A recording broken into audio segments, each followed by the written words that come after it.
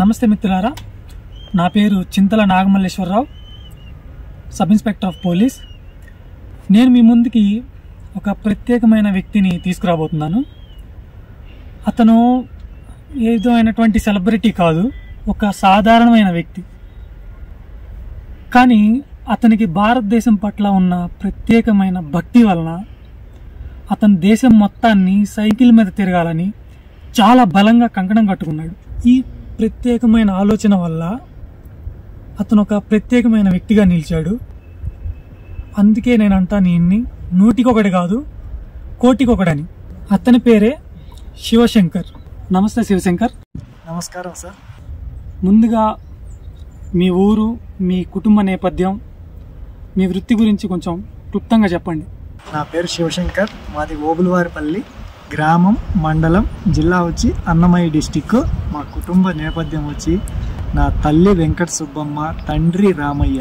వాళ్ళిద్దరూ చనిపోయారు సార్, ఇప్పుడు లేరు. నా వృత్తి పెయింట్ పని చేస్తూ ఉంటాను సార్, హౌస్ పెయింటింగ్ వర్క్. నేను ఇంటర్మీడియట్ వరకు చదువుకున్నాను. ఆ చదువు ఇంటర్మీడియట్ అయిపోయింది. ఆ తర్వాత పని పరంగా అంటే పెయింట్ ఫీల్డ్లోకి వచ్చేసాను. లాస్ట్ 15 సంవత్సరాల నుంచి పెయింట్ పని చేస్తూ ఉన్నాను. మీరు ఈ యాత్రకి ఎప్పుడు బయలుదేరారు, ఎలా ఇక్కడ దాకా చేరుకున్నారో చెప్పండి. నేను ఈ యాత్ర మే 7వ తారీఖున మొదలుపెట్టి ఆంధ్రప్రదేశ్ నుంచి తెలంగాణ, కర్ణాటక, మహారాష్ట్ర, గుజరాత్, రాజస్థాన్, పంజాబ్, గుజరాత్ తర్వాత రాజస్థాన్, హర్యానా, పంజాబ్లో నుంచి హిమాచల్ ప్రదేశ్, హిమాచల్ నుంచి లదాఖ్ నుండి జమ్మూ కాశ్మీర్లో ఉన్న ఈ అమర్నాథ్ క్షేత్రాన్ని చేరుకునేటప్పటికి జూలై 31వ తారీఖు అయింది. ఈ టోటల్ జర్నీ నేను వితౌట్ పొల్యూషన్గా నా సైకిల్తోనే చేశాను. చాలా ప్రౌడ్గా ఫీల్ అవుతున్నాను నేనైతే. మీరు దారిలో ఏ ప్రదేశాలని సందర్శించుకుంటూ వచ్చారు? నుంచి మొదలైన నా ప్రయాణంలో ఆంధ్రప్రదేశ్లోని యాగంటి, తెలంగాణలోని జోగలాంబ టెంపుల్, మహారాష్ట్రలోని నాసిక్, గుజరాత్లోని సోమనాథ్, ద్వారకా, బేట్ ద్వారకా, ఇలా రాజస్థాన్లోని బుల్లెట్ బండి బాబా అంటూ, పంజాబ్లోని కొన్ని ప్రదేశాలు చూసుకుంటూ, ఇంకా డ్రీమ్ ఆఫ్ డెస్టినేషన్ లదాఖ్ అయినటువంటి లదాఖ్ స్టేట్ని చూసుకొని, ఇక అక్కడి నుంచి శ్రీనగర్ వైపుగా వెళ్తూ అమర్నాథ్ క్షేత్రాన్ని దర్శించే అమర్నాథ్ క్షేత్రం వైపుగా అయితే వచ్చేసాను ఇప్పుడు నేను. మీరు ఇంత దూరం సైకిల్ మీదే ప్రయాణించాలని ఎందుకు అనుకున్నారు? మొత్తం తిరిగి చూడాలని నా కోరిక. అందులోనూ ఏ విధంగా తిరిగి చూడాలి అనుకున్నప్పుడు నేచర్కి దగ్గరగా పొల్యూషన్ చేయకుండా ఎలా తిరిగి చూడగలం అని అనుకుంటూ ఒక ఆలోచనగా వచ్చింది. ఆ విధంగానే సైక్లింగ్ అనేది స్టార్ట్ చేశాను. ఆ దేశం మొత్తం చాలా హ్యాపీనెస్తో నేచర్కి దగ్గరగా ఎంజాయ్ చేసుకుంటూ ప్రతి ప్రదేశాన్ని సైక్లింగ్ చేస్తున్నాను నేనైతే.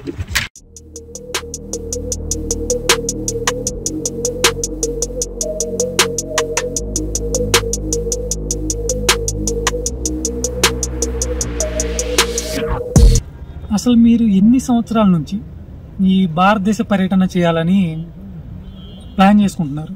2019 నుంచి సైక్లింగ్ చేయాలని ఆలోచన ఉన్నప్పటికీ, కానీ అప్పటి నుంచి నా లైఫ్లో ప్లాన్ చేసుకుంటూ గత 3 సంవత్సరాలుగా, సంవత్సరంలో కొన్ని నెలలు ఇలా నా దేశంలో అయితే సైక్లింగ్ చేసే విధంగా అయితే నేను ప్లాన్ చేసుకున్నాను.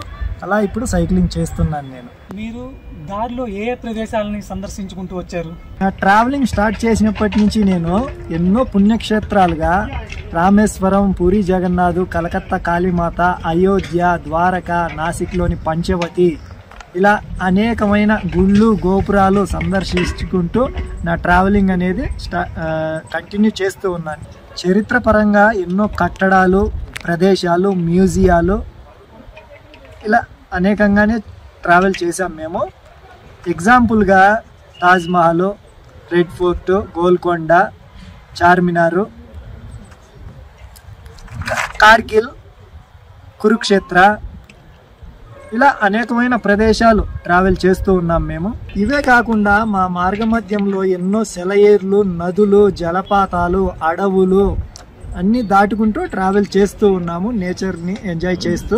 మీరు యాత్రలు చేయడానికి డబ్బు ఎక్కడి నుంచి సమకూరుతుంది? ఎవరైనా మీకు ఆర్థిక సహాయం చేస్తున్నారా, లేకపోతే మీరు ఎలా మేనేజ్ చేస్తున్నారు?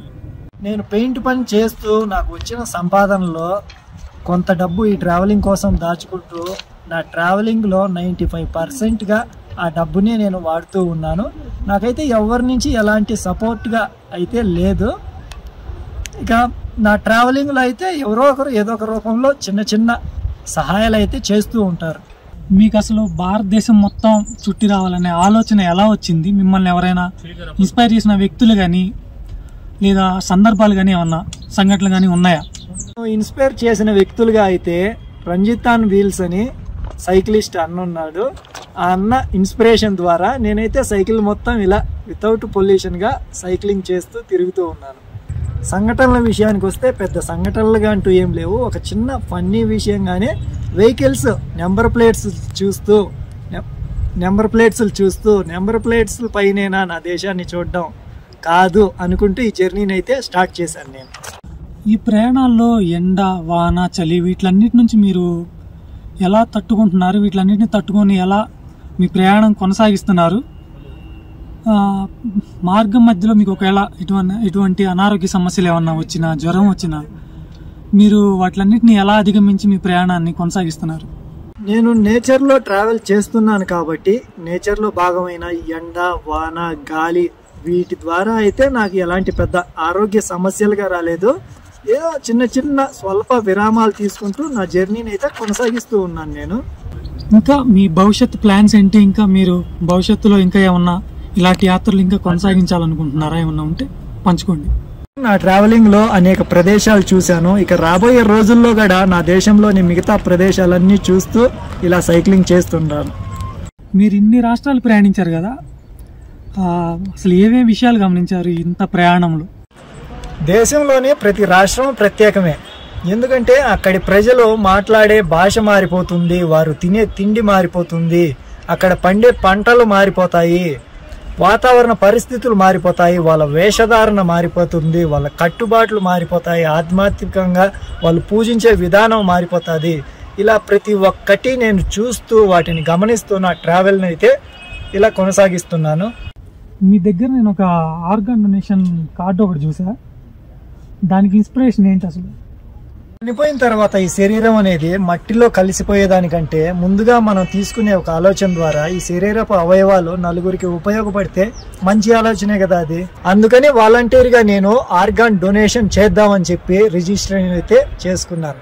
ఈ తరానికి మీరు ఇవ్వాలనుకుంటున్న సందేశం ఏమైనా ఉంటే పంచుకోండి. మా ఈ కాలం జనరేషన్ పిల్లల విషయానికి వస్తే చదువు మార్గంలో ఉన్న వాళ్ళు చదువు అంటూ ఆ చదువు ఆలోచనలే ఉన్నారు. ఇక చదువు లేని వాళ్ళైతే చెడు అలవాట్లకి, చెడు వ్యసనాలకు పడి వాళ్ళ జీవితాన్ని వృధా చేసుకుంటూ ఉన్నారు.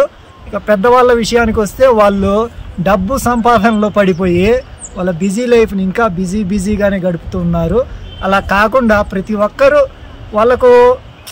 వాళ్ళ జీవితాన్ని సెట్ చేసుకుంటూ సంవత్సరంలో కొద్ది రోజులైనా ఇలా ట్రావెల్ చేస్తూ వివిధ రకాల ప్రదేశాలు, వివిధ ప్రాంతాలు అన్నీ తిరిగి చూస్తూ అక్కడి ఆహారపు అలవాట్లైనా కానీ, అక్కడి ప్రదేశంలో మారే వాతావరణ పరిస్థితులైనా కానీ గమనిస్తూ ఉంటే వాళ్ళ జీవితంలో కూడా కాస్త రిలీఫ్ అనేది దొరుకుతుంది. అలా హ్యాపీగా వాళ్ళ జీవితాన్ని లీడ్ చేయొచ్చు వాళ్ళైతే.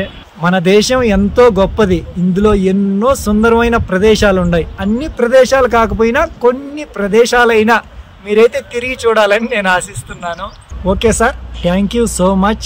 చూశారు కదా మిత్రులారా, యాత్రికుడు శివశంకర్ యొక్క సమాధానాలు. ఈ దేశం ఆధ్యాత్మికంగా, చారిత్రాత్మకంగా ఎంతో గొప్ప దేశం.